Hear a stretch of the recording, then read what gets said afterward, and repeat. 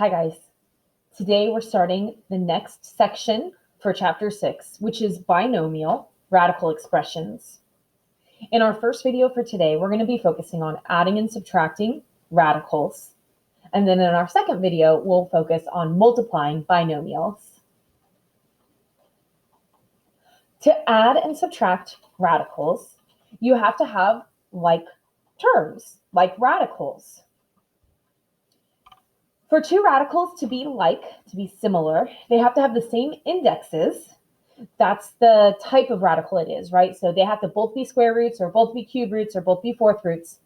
And they also have to have the same radicands. The radicand is the part underneath the radical. So even if they're both square roots, if one is the square root of 2 and the other is the square root of 4, you can't add those together. When you are adding and subtracting radicals, it's the same method that you use when you're adding and subtracting variables.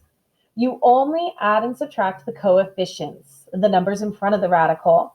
The actual radical part is not going to change. Let's try some problems. Here's our first example. In this example, we do have like radicals.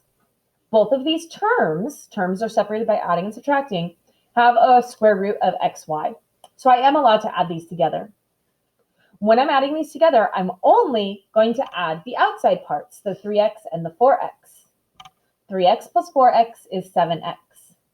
Notice that the radical did not change. It's still the square root of xy. Here's an example of a problem where we can't really do anything. Even though these are both a rad of 5, the first one is a cube root and the second one is a square root. Since they have different indexes, we cannot subtract these. And we would just leave this as the final answer. Now, sometimes you'll have done a lot of work and then gotten this, so then this would be the final answer. If this was the original question, you would say in simplest form. That means this is already simplified as much as we can. I cannot do anything else with it. Here's another example of a problem that can't be done.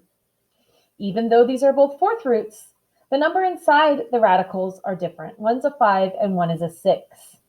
So again, we would just leave this as is. If you had done a bunch of work and then got this, you would say, okay, here's my final answer. Can't do any more math. Or if this was the original problem, then you would just say, sorry, in simplest form, I can't do any other work on this.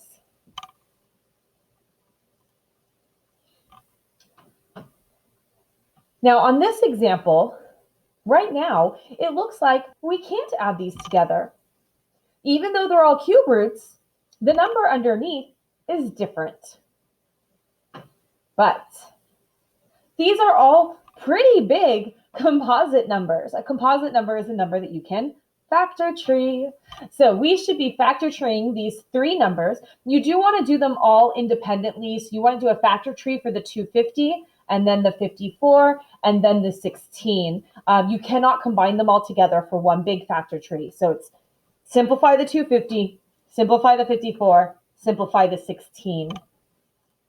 Here's what I got after I factor treed each individual radical. And within each individual radical, we're looking for 3 of a kind. This one's a cube root, so 3 of the same number. In my first radical, I have 3 number 5s and a leftover 2. In my second radical, I have 3 number 3s and a leftover 2. And in my last radical, I have 3 number 2s and a leftover 2. Now that I've simplified each individual radical, now I have like radicals. Each of these terms is a cube root of 2. That means I now am allowed to combine these together.